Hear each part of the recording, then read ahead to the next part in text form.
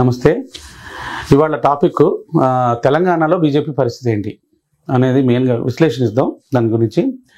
So మనం last time 2019లో చూస్తే బీజేపీకి 19% ఓట్ షేర్ వచ్చింది ఎంపీ సీట్లకి, 23% ఎంపీలు వచ్చినాయి, అంటే 4 సీట్లు వచ్చినాయి 17లో.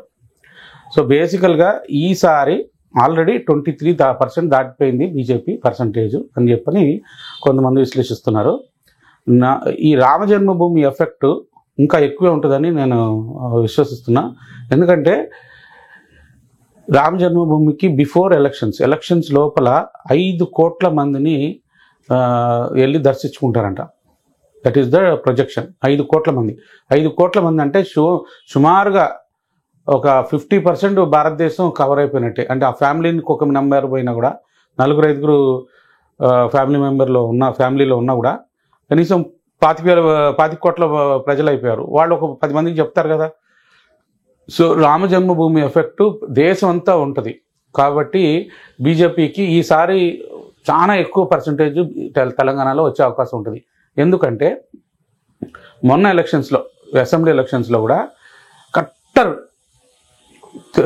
బీజేపీ ఓటర్స్ చాలా మందిని కన్ఫ్యూజ్ చేసేశారు ఈ తెలుగు మీడియా, ఎస్పెషల్లీ ఈ ఎల్లో మీడియా, మన తెలుగు మీడియా, బీఆర్ఎస్ మీడియా కానీ ఏ మీడియా అయినా తెలుగు మీడియా మొత్తం తెలుగు ప్రజల్ని కన్ఫ్యూజ్ చేశారు. ఏమని, బీఆర్ఎస్ బీజేపీ జత కడుతున్నాయి రేపు ఎలక్షన్స్ తర్వాత అని ఒక కన్ఫ్యూజన్ క్రియేట్ చేసేటప్పటికి కేసీఆర్ మీద ఉన్న కోపం ఉన్న కట్టర్ హిందూ నాయకులు చాలా మంది, అంటే గ్రౌండ్ లెవెల్ లీడర్స్, ఎట్టి పరిస్థితుల్లో నేను బీఆర్ఎస్ని ఓడించాల్సిందే, కాంగ్రెస్ని గెలిపించైనా సరే బీఆర్ఎస్ని ఓడించాల్సిందే అని చెప్పని చాలా మంది కాంగ్రెస్ వేశారు కూడా.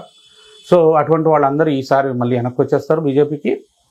సో ఈసారి లీడర్ ఎవరు, క్యాండిడేట్ ఎవరు అనేది చూడరు. బీజేపీ నరేంద్ర మోడీని చూసి ఓట్లేస్తారు.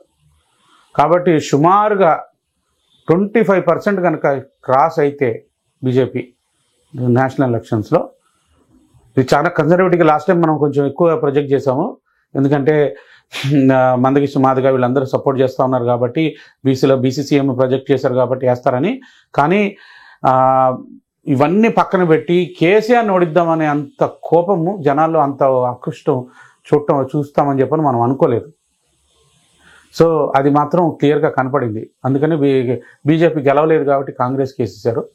ఈసారి మాత్రం బీజేపీకి నల్గొండ, ఖమ్మం జిల్లాలు తప్పితే మిగతా అన్ని జిల్లాల్లో బీజేపీ భయంకరంగా చేయగలుగుతుంది, పోటీ ఇస్తుంది.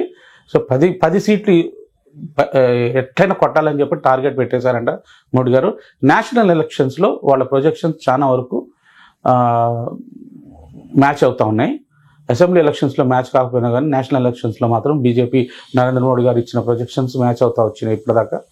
కాబట్టి మనం కూడా ఆ 10 సీట్స్ ఎలా వస్తాయి అనే దానికి ఎవరెవరు క్యాండిడేట్లు, ఏ కాన్స్టిట్యున్సీ అనేది మనం డిక్లేర్ చేసిన తర్వాత మనం క్లియర్గా గెలిచే క్యాండిడేట్లను మనం విశ్లేషిద్దాం. సో జై హింద్.